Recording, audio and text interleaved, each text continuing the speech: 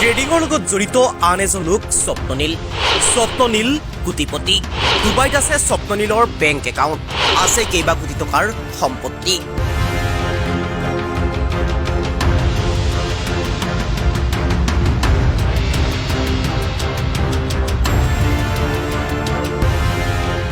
কেইবাশ কোটি টকাৰ সম্পত্তি আন এগৰাকী ট্ৰেডিঙৰ লগত জড়িত যুৱক স্বপ্ননীল। কেইবা কোটি টকাৰ মালিক বৰ্তমান স্বপ্ননীল। স্বপ্ননীল সন্দৰ্ভত পোহৰলৈ আহিছে বিভিন্ন ধৰণৰ বিস্ফোৰক তথ্য। স্বপ্ননীল দাসৰ বেংক একাউণ্টত জমা আছে 1500 কোটি টকা।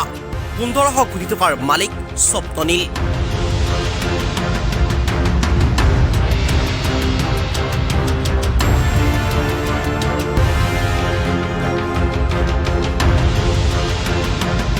শেহতীয়াভাৱে পোহৰলৈ অহা তথ্যত প্ৰকাশ পাইছে 20টাকৈ বেংক একাউণ্ট আছে স্বপ্ননীলৰ। আছে কেইবাশ কোটি টকা জমা। স্বপ্ননীল দাসৰ ডুবাইত আছে 2টাকৈ বেংক একাউণ্ট। আৰক্ষীৰ জাৰাত সম্পূৰ্ণৰূপে মুখ খুলিছে স্বপ্ননীলে। স্বপ্ননীলৰ মাতৃৰ বেংক একাউণ্টতো আছিল প্ৰায় 80 লাখ টকা। ট্ৰেডিঙৰ লগত জড়িত থকা এইগৰাকীয়ে স্বপ্ননীলে কেইবাখনো বিলাসী বাহন ক্ৰয় কৰিছিল। 35 লাখ টকা ব্যয় কৰি ক্ৰয় কৰিছিল সজাই থবৰ বাবে এখন বাইক।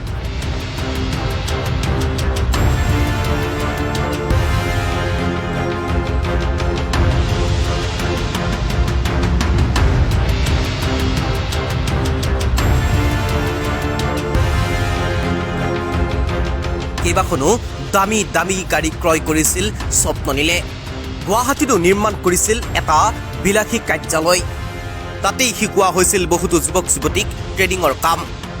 অবৈধভাৱে স্বপ্ননীলে কৰি গৈছিল এই কাম। ইতিমধ্যে CGM আদালতত হাজিৰ কৰোৱা হৈছে এইগৰাকী স্বপ্ননীল দাসক। সোমবাৰে কেছ ডায়েৰী দাখিল কৰিব লাগিব দিছপুৰ আৰক্ষীয়ে। এক প্ৰকাৰ যেন ট্ৰেডিঙৰ এইখন জালে এতিয়া উঠি অহা নৱপ্ৰজন্মক এফালৰ পৰা গ্ৰাস কৰি গৈছে।